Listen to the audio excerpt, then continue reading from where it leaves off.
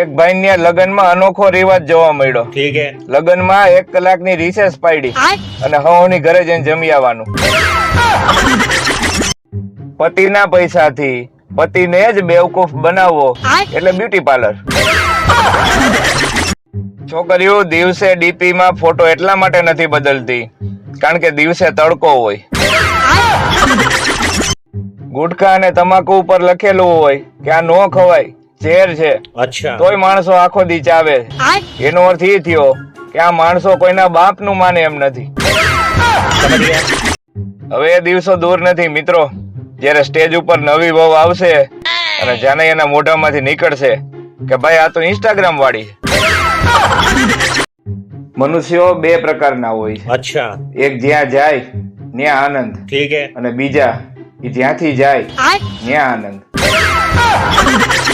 આ ભણવામાં જાજી ડિગ્રીઓ ભેગી કરી હોય ને એના મગજ તપેલા હું કામ રીએ એ આ તાપમાનની ડિગ્રી ઉપરથી ખબર પડે. પતિ પત્ની બે હારે શાક લેવા જાય ને ત્યારે પતિ જે શાક ગોતીને દે ને એ પત્નીને સારું જ ન લાગે. અચ્છા. મેં એવી ટ્રાય કરી. એને જે શાક વીણું તું ને અને ટોપલીમાં નાખ્યું તું ઈ ટોપલીમાંથી ટમેટો કાઢીને દીધું તો મને કે નથી સારું, બીજું લ્યો.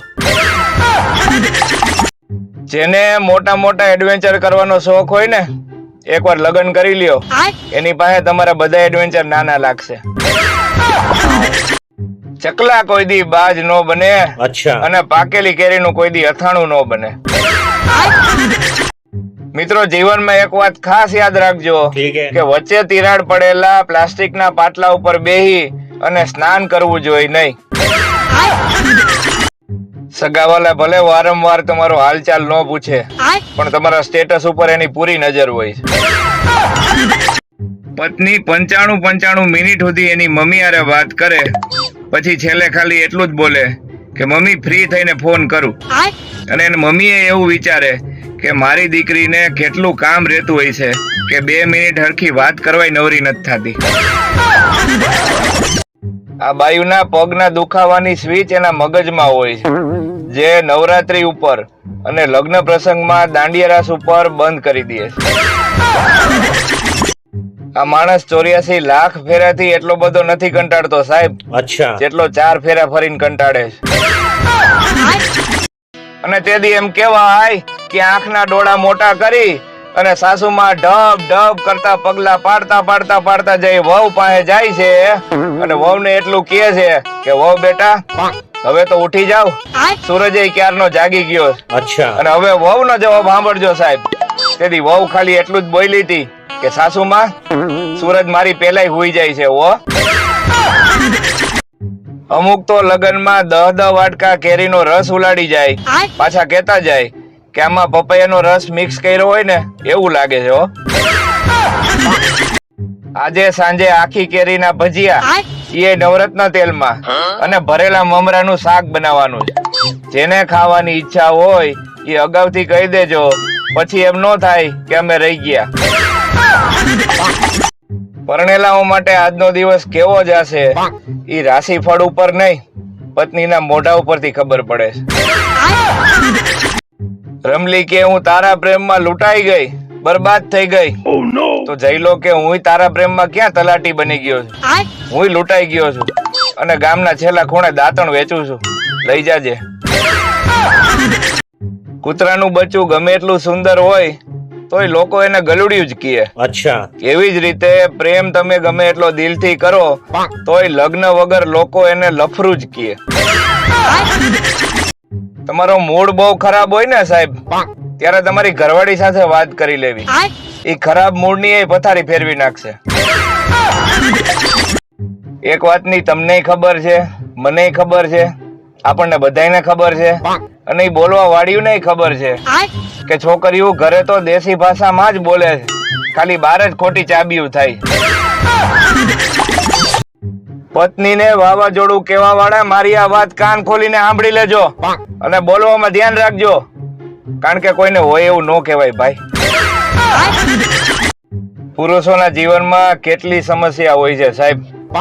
માંડ દાઢી વધારી હોય ત્યાં કોકનો પ્રસંગ આવી ગયો હોય. વર્ષો પહેલા એક ભાઈનો નંબર સેવ કર્યો હતો રેમડેસિવિર ના ઇન્જેક્શન માટે. અચ્છા. આજે એ ભાઈનો મેસેજ આવ્યો કે ઓરિજિનલ રત્નાગીરી હાફૂસ લઈ જાઓ 1200 ની પેટી.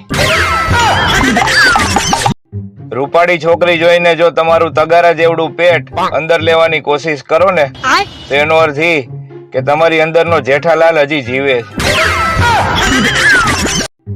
નિષ્ફળ પ્રેમ વ્યક્તિને કવિ બનવા પહાડો તરફ મોકલે છે. અચ્છા. અને સફળ પ્રેમ વ્યક્તિને શાકભાજી લેવા માર્કેટ બાજુ મોકલે છે. પેલા સરસ મજાનું ઓરિજિનલ બોડી ભગવાને આપ્યું છે. ઠીક હે. તો ઘીબલી કરીને કાર્ટૂન હું કામ બનો છો? આપણે નાના હતા ને ત્યારે બા મને ચપટી વગાડતા આવડી ગઈ, અને અત્યારે બા મને રીલ્સ બનાવતા આવડી ગઈ. અને એમ નહીં, અમુક તો બા ને શીખવાડે કે બા આમ રીલ બનાવાય. હાલરડા અને શેર બજારમાં શું તફાવત છે ખબર છે? હાલરડા છે ને ઈ નાના છોકરાઓને સુવડાવે. અચ્છા. અને શેર બજાર મોટાને સુવડાવે. પત્રકારે પ્રશ્ન પૂછ્યો કે તમે માનો છો કે ઉડતી રકાબીનું અસ્તિત્વ છે? તો ઓલો કે હા. કે કેમ, તમે સાયન્ટિસ્ટ છો? ઓલા ભાઈ કે ના ના, હું પરણેલો છું. રાજકોટ વાળો અમદાવાદી ને કે તમે ઉનાળામાં ગરમી થાય તો શું કરો? ઓલો કે અમે કુલર સામે બેસી. અચ્છા. ઓલો કે તોય ગરમી થાય તો અમદાવાદી કે તો કુલર ચાલુ કરી. એક સોસાયટીનો વોચમેન હંમેશા પીધેલી હાલતમાં જ રહેતો. અચ્છા. તે કોકે પૂછ્યું કે કા દારૂ પીઓ છો? ઓલો કે સિક્યોરિટી હંમેશા ટાઈટ જ રહેવી જોઈએ. પત્નીએ પતિને ફોન કર્યો કે ક્યાં છો? ઓલો કે બાઇક ઉપરથી પડી ગયો છું, એક્સિડન્ટ થયું છે. ઓલી કે વાંધો નહીં, પણ જોજો ટિફિન આડું ન થઈ જાય, દાળ ઢોળાઈ જાય નકર. આ હોટલ અને રેસ્ટોરન્ટ વાળા એના સાઇન બોર્ડ ઉપર લખે કે ઘર જેવો જ સ્વાદ અહીંયા મળશે, પણ આપણા ઘરની આદર્શ ગૃહિણીઓ પાછી યુટ્યુબ ઉપર સર્ચ કરે કે હોટલ જેવી રસોઈ કેવી રીતે બનાવી. બોલો, કોણ કહે છે કે ખાલી દિલ જ બળે છે? ક્યારેક તડકે મૂકેલા એક્ટિવાની સીટ ઉપર બેસી જવો સાહેબ. હવે થોડાક દિવસમાં જ આઈપીએલ શરૂ થવાનો છે. પછી 2 મહિના તો આપણને ખબર નહીં પડે કે આપણે હાવ નવરા છીએ. આ અજીબ મૂંઝવણ છે ને સાહેબ. દિવાળી ઉપર જો કબાટ ખોલો તો બધાય કપડા જૂના લાગે, અને હોળી ઉપર જો કબાટ ખોલો તો બધાય કપડા નવા લાગે. આનું શું કરવું? એક ઇન્ટરવ્યુ હાલતું હતું, એમાં એક ઉમેદવાર બહુ કોન્ફિડન્ટ હતો. ઓલા ત્યાં જઈને કે ગમે એ પ્રશ્ન પૂછો સાહેબ, એના 3 જવાબ આપી દઉં. ઓલા કે એમ, તમારા પિતાનું નામ જણાવો. ગણિતમાં જે સંજ્ઞાને એક્સ વાય અને ઝેડ કહેવાય ને, એને આપણી દેશી ભાષામાં ફલાણું, ઢીકણું અને પૂછડું કહેવાય. ખુલ્લી ધમકી સમજવી હોય તો ધમકી સમજી લેજો.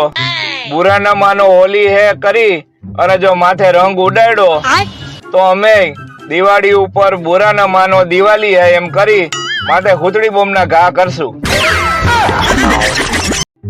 આજનું જ્ઞાન.